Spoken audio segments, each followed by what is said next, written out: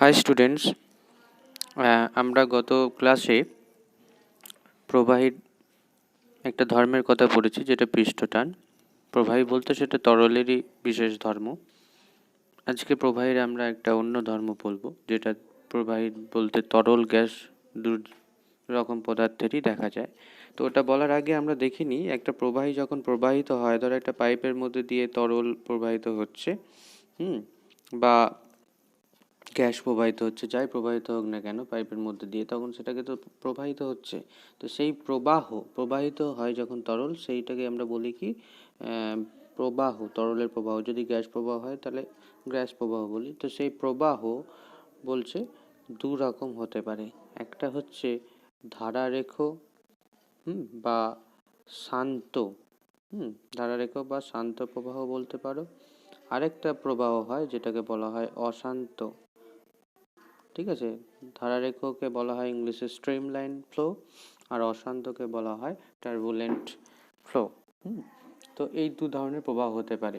তো ধারারেখ প্রবাহ মানে এটা অনেকটা তোমরা তুলনা করতে পারো শান্ত প্রবাহ, নাম শুনেই বুঝতে পারছো। যখন ধরো যেমন জল খুব শান্তভাবে যখন প্রবাহিত হয়, যেমন ধরো একটা নদীতে গ্রীষ্মকালে কি শীতকালে যখন নদীতে জল প্রবাহিত হয়, তখন দেখা যায় সেখানে শান্ত প্রবাহ, একটা নির্দিষ্ট নিয়ম মেনে মেনে স্তরে স্তরে জল বিভক্ত হয়ে প্রবাহিত হয়। কিন্তু যখন আমি বর্ষাকাল দেখি বা যখন বন্যা হয়, তখন দেখবে সেই নদীতে প্রবাহ কোনো নিয়ম মেনে হয় না, অশান্ত হয়ে ওঠে। অর্থাৎ বিভিন্ন জায়গায় ঘূর্ণির সৃষ্টি হয়, বিভিন্ন জায়গায় জলটা বেশি প্রবাহিত হয়, কখনো কখনো কম প্রবাহিত হয়। এরকম একটা অশান্ত মানের যখন প্রবাহ হয়, যেটা বর্ষাকালে বা বন্যা বা অতিরিক্ত জলের জন্য যেটা হতে পারে, সেই প্রবাহটাকে আমরা বলবো অশান্ত প্রবাহ। তো দেখা যাক ধারারেখ প্রবাহটাতে কি হয়। আমরা যদি এটা বলি, ধারারেখ প্রবাহে দেখো এরকম, যদি আমরা একটা ধর এরকম না নিয়ে আমি পাইপটা এরকম নিলাম, এরকম একটা পাইপের মধ্যেই প্রবাহিত হচ্ছে। তো এটা যদি ধারারেখ প্রবাহ হয়, তাহলে ধারারেখ প্রবাহের কাকে বললে বলা হয়, ধারারেখ প্রবাহের মধ্যে যদি আমি তিনটে পয়েন্ট নিই, ধরো এই পয়েন্টটাতে এই পয়েন্টে তরল এলেই এদিকে একটা বেগ পাচ্ছে, এই পয়েন্টে বি, এই পয়েন্টে তরলটা এদিকে বেগ পাচ্ছে, সি পয়েন্টে এলেই বেগ, এটা সি পয়েন্ট যদি হয়, সি পয়েন্ট এলে বেগ এদিকে পাচ্ছে। তো বলছে যে ধারারেখ প্রবাহ কাকে বলবো না, যে প্রবাহের প্রত্যেকটা বিন্দুতে তরলের বেগের মান ও দিক নির্দিষ্ট। এটা তোমরা নোট ডাউন করে নেবে, যে প্রবাহের ক্ষেত্রে প্রবাহের প্রত্যেক বিন্দুতে বেগের মান ও দিক নির্দিষ্ট। অর্থাৎ এ বিন্দুতে বেগের মান ও দিক নির্দিষ্ট, বি বিন্দুতেও বেগের মান ও দিক নির্দিষ্ট, সি বিন্দুতেও তাই বেগের মান ও দিক নির্দিষ্ট। অর্থাৎ তরল এসে এই বিন্দুতে এইদিকেই বেগ পাবে, আবার যখন এই বিন্দুতে পৌঁছাবে এইদিকেই বেগ পাবে, সি বিন্দুতে যখন পৌঁছাবে এদিকেই বেগ পাবে। তো এরকম যে ভাবে নিয়ম মেনে যদি প্রবাহ হয়, সেটাকে আমরা বলবো ধারারেখ প্রবাহ। তাহলে ধারারেখ প্রবাহের এটা আমরা একটা বৈশিষ্ট্য তো বলতে পারি, যে প্রত্যেকটি বিন্দুতে বৈশিষ্ট্য তোমরা এটা লিখতে পারো, যে এখানে বৈশিষ্ট্য কি কি ধারারেখ প্রবাহের। তো সেই প্রথম বৈশিষ্ট্য বলবো, প্রত্যেক বিন্দুতে ধারারেখ প্রবাহের প্রত্যেক বিন্দুতে বেগের মান ও অভিমুখ বা দিক লিখলে দিক নির্দিষ্ট। সেকেন্ড বৈশিষ্ট্যতে আমরা কি লিখতে পারি, যে এই ধারারেখ প্রবাহ পরস্পরকে কখনোই ছেদ করবে না। আমরা যদি প্রবাহগুলোকে কয়েকটা স্তরে ভাগ করে নিই, সেই স্তরগুলো দেখব কখনোই একে অপরকে ছেদ করবে না। ধারারেখাগুলি বা ধারারেখাগুলি পরস্পরকে ছেদ করে না। তা এটা আমি যদি দেখাই, কিভাবে দেখাবো, ধরো আমরা যদি দেখাতে চাই যে আমার এই যে প্রবাহটা হচ্ছে, ঠিক আছে, তো এখানে এটা একটা স্তর বললাম, এটা একটা স্তর, বা এর মাঝেও আরেকটা স্তর থাকতে পারে। এই যে স্তরগুলো আমরা দেখছি, এটা একটা স্তর, এটা একটা স্তর, এটা একটা স্তর, এই স্তরগুলো কখনোই বলছে একে অপরকে এরমভাবে টাচ হয়ে যাবে না, এইদিকে চলে এলো, এরকমটা হবে না। যতক্ষণ এটা শান্ত বা ধারারেখ প্রবাহ আছে, প্রত্যেকটা স্তর আলাদা আলাদা থাকবে, কেউ কাউকে স্পর্শ করবে না বা টাচ করবে না বা ছেদ করবে না। এটাই ধারারেখের ধারারেখর বৈশিষ্ট্য, সেকেন্ড বৈশিষ্ট্য বলবো। আর যদি অশান্ত হয়ে যায় তাহলে কিন্তু স্পর্শ করবে। তো এখানে একটা বেগের কথা হয়, যে বেগের কথাটা আমি এখানে বলবো, যে এই বেগটাকে আমরা বলি সাধারণত সংকট বেগ। সংকট বেগ, সংকট বেগ মানে হচ্ছে যে বেগ, যদি প্রবাহ সংকট বেগ নিয়ে চলে তার মানে এরপর প্রবাহটা অশান্ত হতে চলেছে। তাহলে শান্ত প্রবাহ যে ম্যাক্সিমাম, শান্ত বা ধারারেখ প্রবাহ যে ম্যাক্সিমাম বা যে সর্বোচ্চ বেগ নিয়ে চলতে পারে বা সর্বাধিক যে বেগ নিয়ে চলতে পারে, যে সর্বাধিক বেগ নিয়ে চলে তাকে আমরা বলবো সংকট বেগ। নিয়ে চলে তাকে সংকট বেগ বলে। তাহলে এটা হচ্ছে সংকট বেগের ধারণা। অর্থাৎ কোনো প্রবাহের বেগ যদি সংকট বেগের চাইতে বেশি হয়ে যায় তাহলেই সেটা অশান্ত হয়ে যাবে। যখন আমরা বললাম বর্ষাকালে যখন বাঁধগুলো থেকে জল ছাড়া হয় তখন নদীতে জলের বেগ প্রচুর বেশি হয়, যেটা সংকট বেগ ছাড়িয়ে যায়, তাই সেটা অশান্ত হয়ে পড়ে। তাহলে আমরা প্রবাহ দু ধরনের এটা জেনে নিলাম। এরপর আমরা দেখো যেটাতে যাব সেটা হচ্ছে এই যেটা বলছিলাম প্রবাহের যেটা একটা ধর্ম, সেই ধর্মটাই আমরা যাব এরপর। ধর্মটা কি? ধর্মটা হচ্ছে যে আমরা যে বললাম যে ধরো এটা পাই, এর মধ্যে দিয়ে তরল প্রবাহিত হচ্ছে, তরলটাকে আমি ধরো ডিফারেন্ট কালার ইউজ করছি, ধরো এরকম অনেকগুলো স্তরে তরল প্রবাহিত হচ্ছে। তো এই যে স্তরগুলো কি হয় দেখো, ভালো করে বুঝবে এখানটা। বলছে যে এই যে তরল স্তরের মধ্যে যেটা এই পাইপের গায়ে লেগে রয়েছে এই স্তরটা বা উপরের স্তরটা, এই স্তরগুলোর বেগ সব থেকে কম হয়, কারণ পাইপের অণুগুলো, পাইপ তো একটা কঠিন পদার্থ, তার অণুগুলো তরলের অণুকে আকর্ষণ করে, যেটাকে আমরা বলি আসঞ্জন বল। সেই জন্য এইখানের বেগটা কম হয়। কিন্তু যত উপরে উঠবো বা যত মধ্যের দিকে যাবো, এই মধ্যে জায়গাটায় বেগ সব থেকে বেশি হয়, কারণ তোমার দেওয়ালগুলো পাত্রের দেওয়াল থেকে অনেকটা দূরে থাকে বা পাইপের দেওয়াল থেকে অনেকটা দূরে থাকে। তাহলে আমরা দেখতে পাচ্ছি যে তরল স্তরগুলোর মধ্যে বেগের পার্থক্য রয়েছে। সব থেকে কম বেগে চলছে এটা, তারপর থেকে বেগ বেশি এখানে, তার থেকে বেগ বেশি এখানে, তার থেকে বেগ বেশি এখানে। আবার এই দিকটা থেকে যদি আসি, সব থেকে কম বেগ এখানে, তার থেকে বেশি বেগ এখানে, তার থেকে বেশি, তার থেকে বেশি। তাহলে আমি এই স্তরটাকে বললাম সব থেকে বেশি বেগ, আর এইদিকে গেলেও বেগ কমছে, এদিকে গেলেও বেগ কমছে। তাহলে এই যে স্তরগুলোর মধ্যে একটা বেগের পার্থক্য রয়েছে, বা এই আপেক্ষিক বেগ রয়েছে।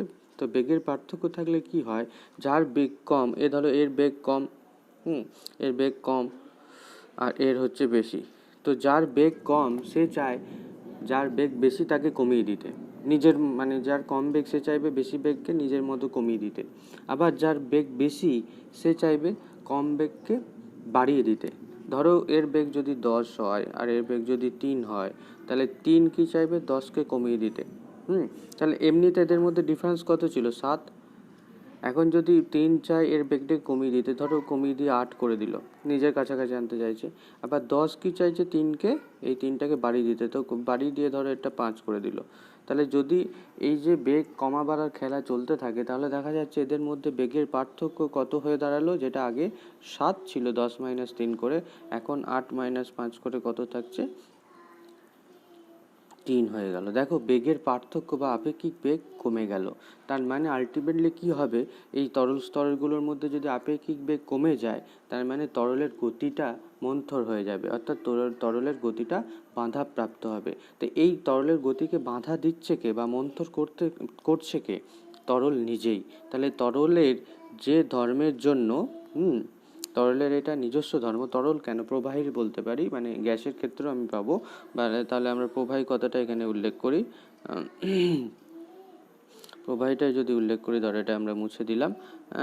তো প্রবাহীর যে ধর্মের জন্য, তাহলে যে ধর্মের জন্য কি হচ্ছে, তোমরা এটা নিজেরা লিখে নেবে যে এর বিভিন্ন স্তরের মধ্যে আপেক্ষিক গতি বাধাপ্রাপ্ত হয়, সেটাই হচ্ছে তরলের কি ধর্ম, সান্দ্রতার কথা বলবো। এটা কি আমরা বলবো তরলের সান্দ্রতা ধর্ম, ইংলিশে বলা হয় এটাকে ভিসকোসিটি। ঠিক আছে, ভিসকো, VISCOCITY। তাহলে ভিসকোসিটি হচ্ছে একটা প্রপার্টি কার, ফ্লুইডের, মানে প্রবাহীর একটা ধর্ম, যে ধর্মের জন্য এদের স্তরগুলোর মধ্যে আপেক্ষিক গতি হ্রাস পায়, অর্থাৎ তরলের গতি হ্রাস পায়, মানে তরলের গতি মন্থর হয়ে যায়, মানে তরলের গতির বিরুদ্ধে বাধা দান করে তরল নিজেই। গ্যাসের গতির বিরুদ্ধে গ্যাস বাধা দান করে নিজেই, এটা একটা নিজের বাধা দানকারী ধর্ম। এটাকে আমরা অনেক সময় বলে থাকি যে তরলের ক্ষেত্রে যদি বলি, এই সান্দ্রতা ধর্মটাকে আমরা অনেক সময় বলে থাকি তরলের অভ্যন্তরীণ ঘর্ষণ। তরলের সান্দ্রতাকে অনেক সময় বলা হয় তরলের অভ্যন্তরীণ ঘর্ষণ। কারণ আমরা জানি ঘর্ষণ কী হয়, গতির বিরুদ্ধে কাজ করে, গতিকে হ্রাস করে দেয়। সেরকম সান্দ্রতাও কী করছে, তরলের গতিকে হ্রাস করে দেয়, যে কারণে এটাকে অভ্যন্তরীণ ঘর্ষণ বলা হয়। যদিও ঘর্ষণের সঙ্গে এর পার্থক্য রয়েছে, পার্থক্য কী সেটা একটু মানে তোমরা নোট ডাউন করে নেবে, আমি আলাদা করে লিখছি না। যে শুধু যদি ঘর্ষণ হয়, আমাদের যেটা সিম্পল ঘর্ষণ বলি, সেখানে কি হচ্ছে, ঘর্ষণ তলের ক্ষেত্রফলের উপর নির্ভর করে না, কিন্তু সান্দ্রতা তলের ক্ষেত্রফলের উপর নির্ভর করে। ঠিক আছে। আর এখানে দেখা যাচ্ছে তরলের মানে একই তরলের দুটি স্তরের মধ্যে এই সান্দ্রতা কাজ করে। আর ঘর্ষণের ক্ষেত্রে বলবো যে একই পদার্থ না হতে পারে, দুটো আলাদা পদার্থের তলের মধ্যে ক্রিয়াশীল হচ্ছে ঘর্ষণ। ঠিক আছে। তো অভ্যন্তরীণ ঘর্ষণ তার মানে শুধুমাত্র তরলের নিজস্ব স্তরগুলির মধ্যে ক্রিয়াশীল, আর ঘর্ষণ কিন্তু দুটো ভিন্ন বস্তু তলের মধ্যে ক্রিয়াশীল। আর দ্বিতীয়ত কি বললাম, যে ঘর্ষণ তলের ক্ষেত্রফলের উপর নির্ভরশীল নয়, কিন্তু সান্দ্রতা তলের ক্ষেত্রফলের উপর নির্ভরশীল। তো এই পার্থক্যগুলো ঢাকায় আমি একে পুরোপুরি সান্দ্রতাকে ঘর্ষণ বলছি না, তবে তরলের অভ্যন্তরীণ ঘর্ষণের মতো একটা প্রপার্টি এটা রয়েছে। তো এখানে আরেকটা টার্ম হয় যেটাকে আমরা বলবো সান্দ্রতাঙ্ক। সান্দ্রতাঙ্ক, যেকে এরকম একটা অক্ষর দিয়ে লেখা হয়, এটা তোমাদের সিলেবাসে নেই, তবুও জাস্ট লিখে দেখালাম। সান্দ্রতাঙ্ক হচ্ছে এই সান্দ্রতা ধর্মের জন্য একটা রাশি, এটা একটা রাশি আমি বলবো, যে রাশিটা দিয়ে আমি বুঝি যে কার সান্দ্রতা বেশি, কোন তরলের সান্দ্রতা বেশি, কোন তরলের সান্দ্রতা কম। যেমন ধরো আমি সান্দ্রতাঙ্কের একক যদি বলি, সিজিএস পদ্ধতিতে সান্দ্রতাঙ্কের একক, এটা শুধু জেনে রাখবে পয়েজ। হ্যাঁ, পয়েজ, ইংলিশে লিখলে POIAC। আর এসআই যদি লিখি, এসআই যেটা হবে, এসআই হবে ডেকাপয়েজ। তো এটা অনেক সময় শর্ট কোশ্চেনে দিয়ে থাকে, যদিও সিলেবাসে নেই, তবু এটা মনে রাখবে ডেকাপয়েজ। তো 1 ডেকাপয়েজ, ইংলিশে লিখলাম 1 ডেকাপয়েজ ইকুয়াল টু 10 পয়েজ হয়। তো এটা হলো এসআই আর সিজিএসের মধ্যে সম্পর্ক। তো আমরা কি বলছিলাম, সান্দ্রতাঙ্ক যে তরলে বেশি হবে সে বেশি বাধাপ্রাপ্ত হয়। যদি আমরা ধরো একটা উদাহরণ দিই, আমরা সস সবাই খাই মোটামুটি, বা মধু, সেটাও আমরা খেয়েছি বা খাই। আরেকটা যদি ধরো কোল্ড ড্রিঙ্কসের বোতল, এই তিনটে বোতল যদি নিই, হ্যাঁ, কোল্ড ড্রিঙ্কস, এই তিনটে বোতল থেকে তুমি যদি একই সাইজের বোতল নিলে সেগুলো থেকে একটা ঢালতে চাইছো, মানে কোনো একটা পাত্রে ঢালতে চাইছো, কোল্ড ড্রিঙ্কসও ঢালতে চাইছো, মধুও ঢালতে চাইছো, সসও ঢালতে চাইছো, তোমাকে যদি জিজ্ঞেস করা হয় কোনটা তাড়াতাড়ি পড়বে পাত্রে বোতল থেকে, তো তুমি খুব সহজে উত্তর দেবে কোল্ড ড্রিঙ্কসটা আগে পড়ে যাবে। হয়তো দেখা যাবে মানে সসটা বা মধুটা অনেক দেরিতে পড়লো, সস মধু অনেক বেশি টাইম নিল, কোল্ড ড্রিঙ্কস অনেক তাড়াতাড়ি পড়ে গেলো। তার থেকে কি বুঝছো যে গতিতে কে বেশি বাধাপ্রাপ্ত করছে, সস বা মধু, মানে তাহলে এদের সান্দ্রতা ব্যাপারটা বা ধর্মটা খুব বেশি রয়েছে, বা আমরা বলতে পারি সান্দ্রতাঙ্ক, যেটাকে আমরা এই অক্ষরটা দিয়ে প্রকাশ করলাম, ইটা বলা হয় এই অক্ষরটা। এই সান্দ্রতাঙ্ক এদের অনেক বেশি, কিন্তু কোল্ড ড্রিঙ্কসের কম, বা সিম্পল জলের ক্ষেত্রে অনেকটাই কম হয়। তাহলে এটা গেল সান্দ্রতাঙ্কের ব্যাপার।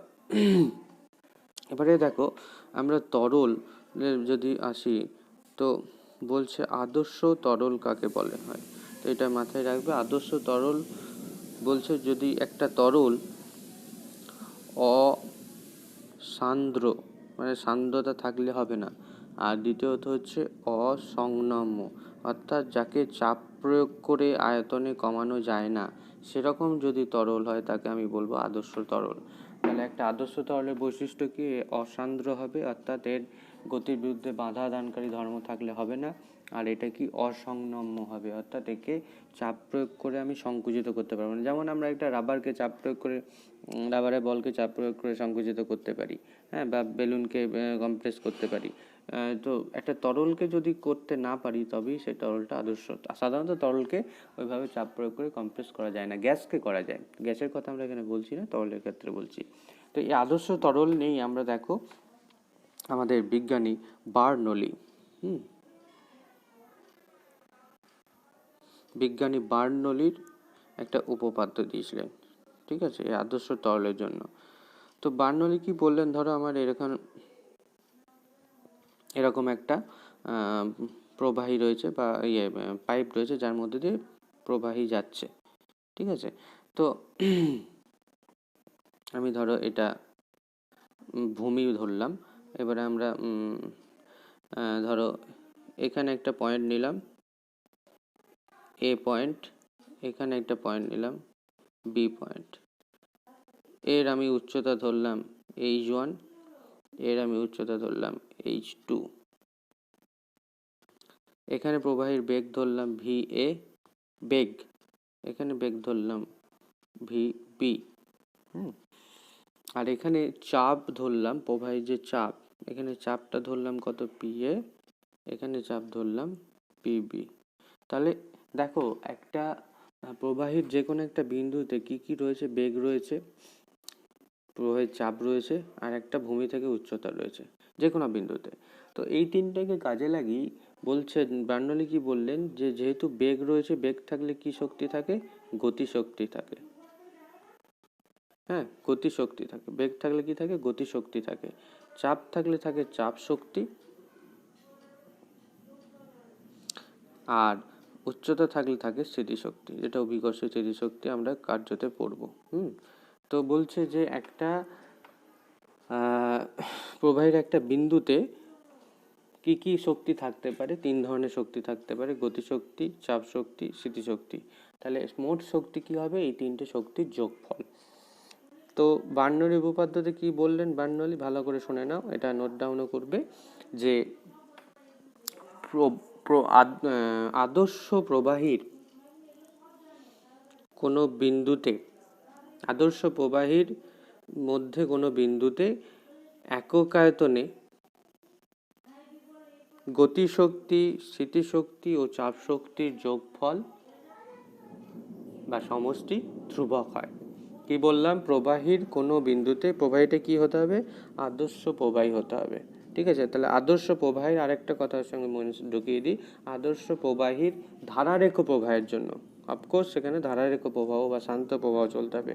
তাহলে কি লিখবে, আদর্শ প্রবাহীর ধারারেখ প্রবাহের জন্য প্রবাহীর কোনো বিন্দুর চারিদিকে একক আয়তনে গতিশক্তি, স্থিতিশক্তি ও চাপ শক্তির সমষ্টি ধ্রুবক হয়। তাহলে আমার যদি বিন্দুটা এটা হয়, তাহলে এখানেও একক আয়তন নিলে এই তিনটে যোগফল যা পাবো।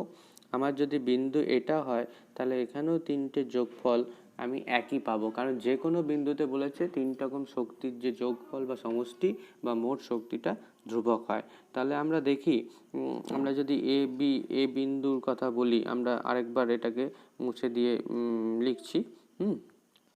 দেখো আমরা এরকম জায়গাতে প্রবাহীটা নিলাম, আমি দুটো বিন্দু নিচ্ছি, এখানে আমরা নিলাম একটা বিন্দু এ বি যেটা বলেছিলাম, আর এদের মধ্যে হাইট ধরো এখানে h1, আবার আমি লিখলাম এখানে হচ্ছে h2।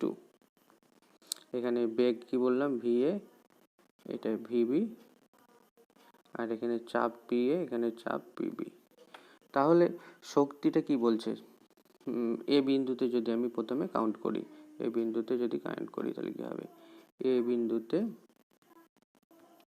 মোট শক্তি বা কাউন্ট করতে চাই, তাহলে প্রথমে গতিশক্তি কি হয়, গতিশক্তি হয় ½ mv²। একক আয়তনে হলে, আমি কিভাবে আসছে অত ডিটেলসে যাচ্ছি না, তোমাদের অত ডিটেলসে নেই। একক আয়তনে গতিশক্তি হবে, আমি সব একক আয়তনে লিখছি, এটা লিখছি কি ½ ρ × v²। রোটা কি, ঘনত্ব। মানে দেখো অ্যাকচুয়ালি একক আয়তনে করতে গেলে ভরটাকে আয়তন দিয়ে ভাগ দিতে হয়, ভরকে আয়তন দিয়ে ভাগ দিলে কি আসে, ঘনত্ব ρ v²। তাহলে একক আয়তনে গতিশক্তি হলো ρ v²। আর চাপ শক্তি বলছে একক আয়তনে চাপ শক্তি, এটাও একক আয়তনে, এটা কি হবে পি, মানে চাপটাকেই আমরা একক আয়তনে চাপ শক্তি বলি। আর একক আয়তনে যেটা একক আয়তনে স্থিতিশক্তি হবে রো জিএইচ, এমনিতে স্থিতিশক্তি ফর্মুলা হচ্ছে mgh, হ্যাঁ, mgh ভর ইন্টু জি মানে অভিকর্ষ স্থান ইন্টু এইচ হয়, এইটা হয়, যারা কার্য পড়ছো বা শক্তি পড়ছো তারা জানবে। এবারে আমি তাকে ভরটাকে আয়তন দিয়ে ভাগ দিয়েছি, তার মানে কি চলে এলো রো। রো এটা কিন্তু পি, পি এটা কিন্তু রো। রো হচ্ছে ঘনত্ব, আবারও বলছি রো হচ্ছে ঘনত্ব। তাহলে আমরা কি পেলাম, একক আয়তনের স্থিতিশক্তি এটা, একক আয়তনের গতিশক্তি হচ্ছে এটা, একক আয়তনের চাপ শক্তি এটা। তাহলে এ বিন্দুতে মোট শক্তি, এই বিন্দুতে আবার লিখছি আমরা, এই বিন্দুতে মোট শক্তি দেখো, এটা কি লিখবো, গতিশক্তিটা লিখবো half rho v a square plus চাপ শক্তি হচ্ছে পি এ প্লাস গতিশক্তি হলো রো জি এইচ এ করে দিলাম আমরা, এটা এটা এটা এইচ পি করে দিলাম, এইচ এ। ঠিক আছে, আর বি বিন্দুতে কি হবে, হাফ রো, বেগটা কত ভি বি স্কোয়ার, চাপটা পিবি, আর স্থিতিশক্তিটা হবে রো জি এইচ বি, যেহেতু উচ্চতাটা হচ্ছে এইচ বি। তাহলে এইটা হচ্ছে বার্নৌলির সূত্রের গাণিতিক রূপ দুটো পয়েন্টের জন্য। আমরা যদি দুটো পয়েন্ট না নিয়ে একটাই পয়েন্ট নিতাম, মানে একটা পয়েন্টের জন্য কি হয় যদি বলতাম, তাহলে দেখো আমি যদি একটা পয়েন্ট নিয়ে বলতাম যে তিনটে শক্তির যোগফল ধ্রুবক কি করে হচ্ছে আমরা লিখব, বা এটা যেমন একটা গাণিতিক রূপ হলো, সেরকম আরেকটা গাণিতিক রূপ, যে আরেকটা গাণিতিক রূপকে লিখতে পারি দেখো, একক আয়তনে গতিশক্তি, একক আয়তনে চাপ শক্তি, এটা এফ এ কিছু দিলাম না, শুধু পি, আর হচ্ছে একক আয়তনে স্থিতিশক্তি, এটা সমান ধ্রুবক। তাহলে তুমি যেটা খুশি লিখতে পারো গাণিতিক রূপ, এটা লেখাটাই বেশি সহজ, এরকম লিখে দিতে পারো। আর যদি দুটো পয়েন্ট নিয়ে করতে হয় তাহলে এইভাবে, এই যেটা করলাম সেটা করবে। তো খাতায় এগুলো সব নোট ডাউন করে নেবে। তো রো, এটা রো আর এটা পি। তাহলে একক আয়তন গতিশক্তি, স্থিতিশক্তি এবং চাপ শক্তির সমষ্টি ধ্রুবক, এটা আমরা এটা দেখালাম। আচ্ছা, এখন এই বার্নৌলি উপপাদ্যকে কাজে লাগিয়ে আমরা অনেকগুলো প্রাকৃতিক ঘটনাকে ব্যাখ্যা করতে পারি, খুব ইজি হয়ে যায় ঘটনাগুলো ব্যাখ্যা করা। যেমন তোমরা এটা নিশ্চয়ই যদি আগেই পড়ে থাকবে, যে আমরা বলি দ্রুতগামী ট্রেনের পাশে দাঁড়ানো উচিত নয়। আবার দেখা যায় যে খুব তীব্র ঝড় হলে টিনের চাল উড়ে যায়, কিংবা অনেকগুলো এক্সাম্পল দেওয়া যায়। যেমন তুমি অনেক সময় যে বইয়ের দুটো পাতা একসঙ্গে জুড়ে গেছে, খুলছে না, তুমি মধ্যেখানে পাতা দুটোর মধ্যেখানে ফু দাও, যাতে করে পাতা দুটো খুলে যায়। তো এই সমস্তগুলোই হচ্ছে কিন্তু বার্নৌলি উপপাদ্য লাগিয়ে ব্যাখ্যা দেওয়া যায়। কিংবা তুমি খুব ঝড়ে ছাতা নিয়ে যাচ্ছ, ছাতা উড়ে গেল, এটাকেও আমরা ব্যাখ্যা দিতে পারি বার্নৌলি উপপাদ্য লাগিয়ে। তো এই সমস্তগুলো ব্যাখ্যা অনেকটা একই রকম হবে। দেখো আমরা যেটা পেয়েছিলাম যে আমরা যদি half rho V square A দিয়ে করছি, যেটা দুটো পয়েন্টের জন্য পেয়েছিলাম, P A plus M G H A, আর এইদিকে কি পেয়েছিলাম, rho V square V V square P B চাপ শক্তি, আর এটা হচ্ছে এম জি এইচ বি। ঠিক আছে, এখন বলছো দেখো যদি আমরা এই পাইপ যেটা নিচ্ছিলাম, এই পয়েন্ট দুটো যদি একই উচ্চতায় হয়, ধরো এই যে, আর এটা এইচ বি যেটা বলেছিলাম, এই দুটো যদি সমান হয়ে যায়, মানে একই অনুভূমিক তলে আছে ধরে নিই বিন্দু দুটো, তাহলে তো এইচ এ আর এইচ বি এক, তাহলে এখানে যদি এইচ এ এক হয়ে যায়, মানে এটা যদি এইচ হয়ে যায়, এটাও এইচ হয়ে যায়, তাহলে দেখো এই দুটো কেটে যায়। তাহলে যদি একই অনুভূমিক তলে দুটো বিন্দু নিয়ে কাজ করি, তার জন্য স্থিতিশক্তির টার্মটা আমি না নিলেও পারি, কারণ এরা দুদিকে একই হচ্ছে। তাহলে এক্ষেত্রে কি নেব, শুধু নেব গতিশক্তি, আর নেব চাপ শক্তি। তাহলে আমরা কি বলবো, যদি একই অনুভূমিক তলে হয় তাহলে গতিশক্তি আর চাপ শক্তির যোগফল ধ্রুবক। তো গতিশক্তিটা কার জন্য আসে, বেগের জন্য আসে। যদি বেগ বেশি হয় গতিশক্তি বেশি হবে, আর যদি চাপ বেশি হয় চাপ শক্তি বেশি হবে। তাহলে কোনো একটা স্থানে আমি বলতে পারি যে গতিশক্তি আর চাপ শক্তির যোগফলটা ধ্রুবক থাকে। যে কোনো স্থানে আমি যদি বলি এই দুটো ধ্রুবক থাকে। ধরো যদি আমি বলি এখানে কোনো একটা জায়গায় বেগ খুব বেশি, সেখানে বেগ শক্তি হচ্ছে বা গতিশক্তি হচ্ছে 7, আর চাপটা তুলনামূলক কম, তাহলে এই দুটো যোগফল কত হলো 10। আবার কোনো জায়গায় দেখলাম বেগটা খুব অল্প, যে কারণে ধরো বেগটা হচ্ছে ধরো 4, আর সেখানে কিন্তু চাপটা অটোমেটিক্যালি অনেক বেশি। তাহলে বুঝতে পারছো যে কোথাও যদি বেগ বেশি হয় সেখানে চাপ কম থাকবে, আর কোথাও যদি বেগ কম হয় সেখানে চাপ বেশি থাকবে। এই জিনিসটা ভালো করে বুঝে নাও, ক্লিয়ার হলো কিনা দেখো। চাপ আর বেগের যোগফল ধ্রুবক, দুটোর যদি যোগফল ধ্রুবক হয় তাহলে একটা সংখ্যা যদি কমে যায় তাহলে অন্যটাকে বাড়তে হবে। 7 এখানে ছিল, কমে গিয়ে 4 হয়ে গেল, তাহলে 7 থেকে কমে এটা যখন 4 হলো, একে 3 থেকে বেড়ে 6 হতে হলো, তাহলে এ যখন 3 কমলো এ 3 বাড়তে হলো। তার মানে দুটোর মধ্যে বেগ আর চাপের মধ্যে যদি কোথাও কেউ কম থাকে অন্যটা বেশি হবে। তো এই ধারণা থেকে আমি দ্রুতগামী ট্রেনের ব্যাখ্যাটা দেবো, যে বেগ বেশি থাকলে চাপ কম থাকবে, বেগ কমে গেলে চাপ বেশি থাকবে। দেখো, তো আমরা ধরো এখানে প্ল্যাটফর্মে দাঁড়িয়ে রয়েছি, এই দিক দিয়ে ট্রেন যাবে, প্ল্যাটফর্মে এখানে ধরো এই ব্যক্তি দাঁড়িয়ে রয়েছে। তো